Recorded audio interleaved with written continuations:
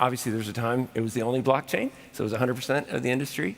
And then as more and more interesting use cases come out, I think Bitcoin dominance, or its share of the overall market, is in a long-term secular decline while it's going up 10x, right? Like, I think Bitcoin's going to go up a ton. It's just other things I think would go up more. And so, it's kind of like in the tech space, 20 years ago, Microsoft was kind of the whole industry.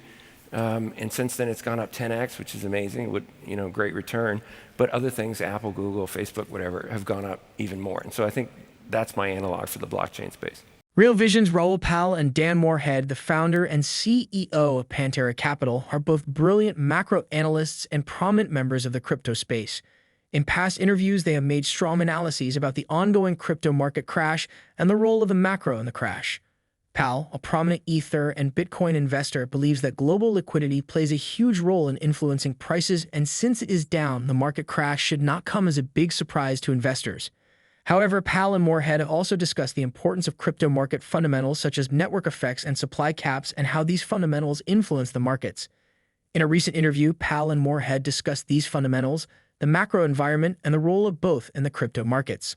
Morehead, who has over 25 years of experience managing global macro funds and macro trading, talks us through his long-term view of Bitcoin's decoupling, bullish DeFi outlook, and upcoming market cycles. We will now take you to Pal and Morehead's interview. Please watch the video to the end as we have more market updates after the clip, including a surprise announcement from Michael Saylor and MicroStrategy. Also, ensure you hit the like button, subscribe to the channel, and drop your comments and observations in the comments section below. Thanks, and enjoy the video. Dan, let's talk first about the macro setup that we are today and how it's affected crypto, because I think a lot of people thought that crypto and macro were different things, and they've actually merged into something similar. Talk through a bit about that.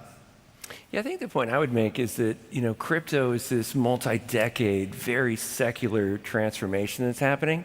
And then it's going to have very small cyclical correlations with risk assets, right? And it's kind of like, any disruptive thing like Apple or Amazon stock. There's short periods of time where it's correlated with the S&P 500 or whatever risk metric you want to use. But over the last 20 years, it's done its own thing. And that's what I think will happen with blockchain is, over the next 10 years or whatever, it's going to do its own thing based on its own fundamentals. Over very short periods of time, it'll be connected to the macro situation. Yeah, because to me, it's a network adoption model. That's what's prevalent in the space, which is why it's exponential in nature.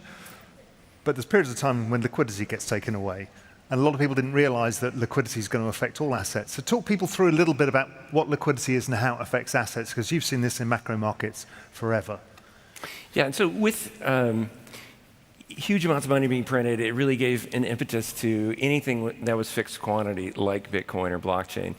With the Fed stopping that, it's not going to have that extra afterburner that's pushing crypto like it was the first 2 years of this pandemic. But again, the secular story's still there.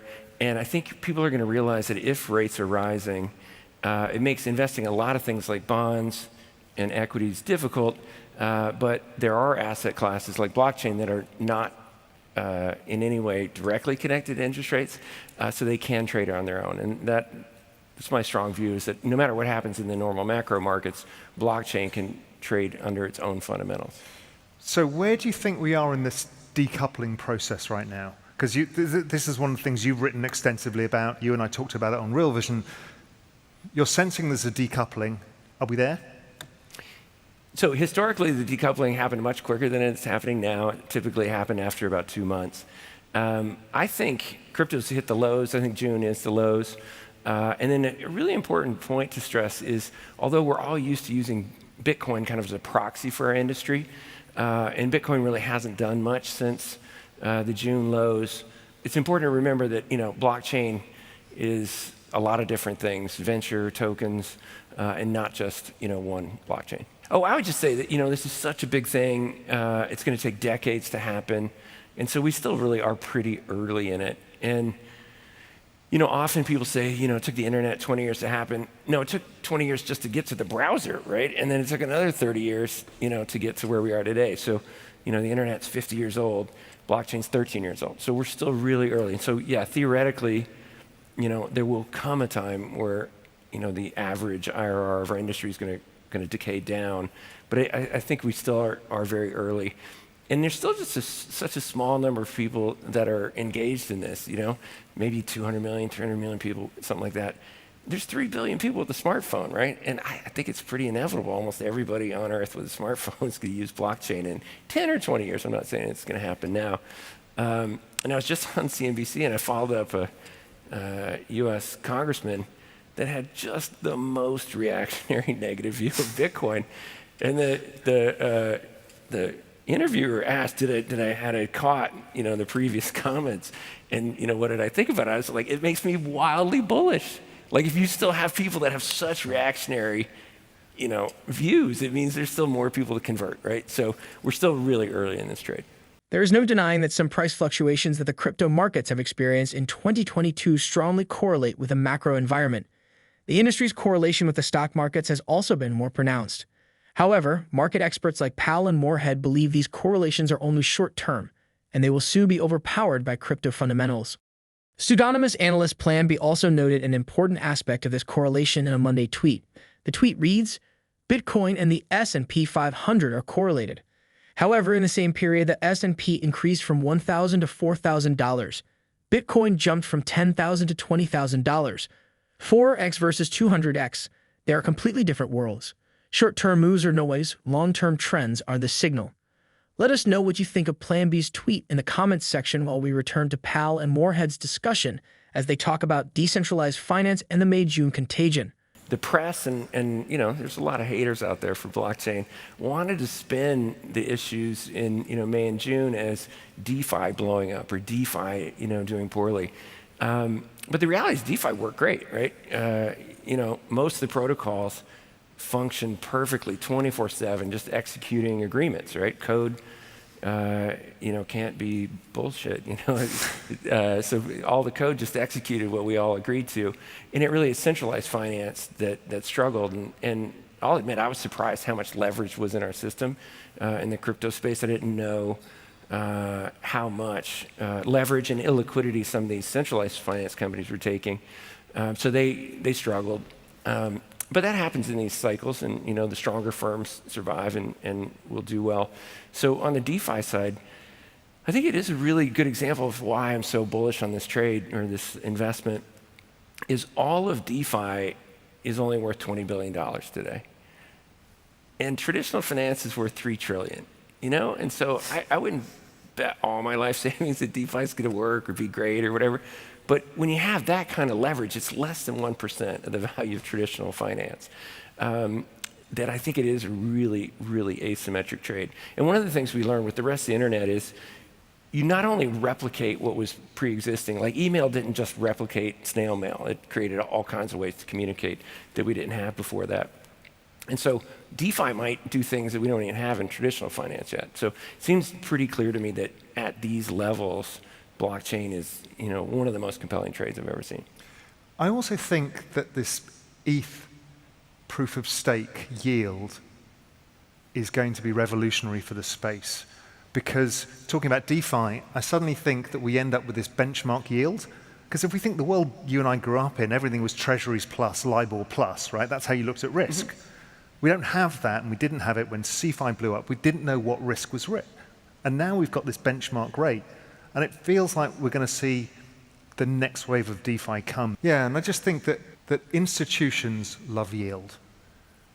And once you start establishing ways of valuing yield, you're going to bring in a lot of other players. Because, one of the reasons people didn't adopt gold, even though the industry fought for years to get it adopted, is like the pension fund said, well, it doesn't help the yield that we need. And now we've got a Web3 asset, a digital asset that has a yield that's of significant size. I think it's super interesting. It is. And, proof of stake is the way corporate governance works in every other security, right? One share, one vote. And so I think institutions will be able to get their head around, a proof of stake consensus model pretty quickly. A lot has happened in the crypto space this week. On Monday, following a notable increase in the dollar's value, digital currency markets, precious metals, and stocks declined again following last week's crash. The top two cryptocurrencies by market cap slid to multi-month lows, with the overall crypto market cap dropping to just above $900 billion. Bitcoin, the world's largest crypto by market cap, traded dangerously close to June lows at $18,426, approximately 73% lower than its all-time high. Ether also lost around 2% to a record low of $1,289. While the markets have recovered slightly since then, experts believe the price declines were stimulated by the dollar's continued rise against other fiat currencies and the market's expectation of the Federal Open Market Committee's interest rate decision. But one popular Bitcoin investor, MicroStrategy's Michael Saylor, was not daunted by the price declines. On Tuesday, Saylor announced that MicroStrategy had acquired another 301 Bitcoin for $6 million, paying an average of $19,851 per coin. According to Saylor's tweet, MicroStrategy now has approximately 130,000 Bitcoin acquired at an average of $30,639 per coin. With the latest purchase, the software firm extends its record as the public firm with the highest Bitcoin holding. Earlier in the month, we brought you the news that MicroStrategy was looking to sell $500 million worth of stocks to reinvest in Bitcoin. The latest announcement means this plan is already in motion, and there will be Bitcoin purchase announcements in the coming weeks. What do you think about Raoul Pal and Dan Morehead's interview and the pleasant surprise from MicroStrategy?